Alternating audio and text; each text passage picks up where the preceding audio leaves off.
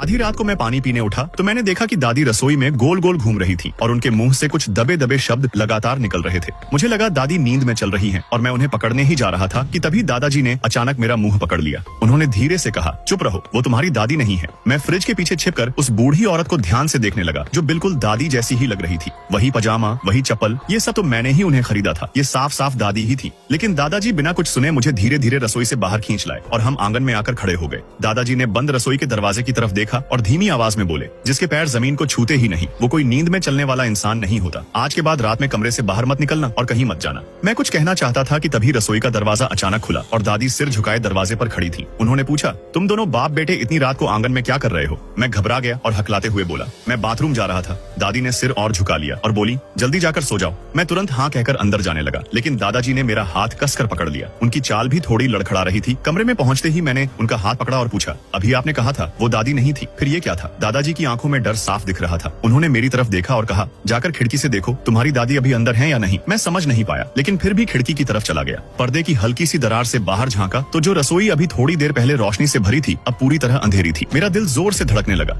मैंने दूसरे कमरे की तरफ देखा, वहाँ भी अंधेरा था। हम दादी से पहले कमरे में आ गए थे और उनके चलने की रफ्तार इतनी तेज नहीं हो सकती थी कि वो हमसे पहले अंदर पहुंच जाएं। लेकिन आंगन में कोई नहीं था, रसोई में कोई नहीं था, दूसरे कमरे में भी कोई नहीं था। दादी जैसे अचानक हवा में गायब हो गई थी। मैं घबराकर बोला, दादाजी, दादी कहीं नहीं है। दादाजी ने खुद को संभाला और कुर्सी पर बैठकर गहरी सांस ली। फिर बोले, वो इंसान ही नहीं था। मैं हैरान रह गया और पूछा, इसका क्या मतलब है? अभी तो दादी बिल्कुल ठीक थी। दादाजी ने मेरी तरफ देखा और बोले, मैं जानता हूँ वो तुम्हारी दादी ही थी, लेकिन आज जब वो दावत से वापस आई तब से उनके पैर जमीन को छू ही नहीं रहे थे। तुम्हारी दादी शायद आज रात नहीं बचेगी। उनके चेहरे पर एक अजीब सी ठंडक थी जो मुझे बिल्कुल अजनबी लगी। मुझे पता था कि दादाजी और दादी के बीच कभी खास लगाव नहीं रहा। उनकी शादी भी परिवार के दबाव में हुई थी और सुना था कि दादी ने कभी अपने प्रेमी के साथ भागने की कोशिश भी की थी।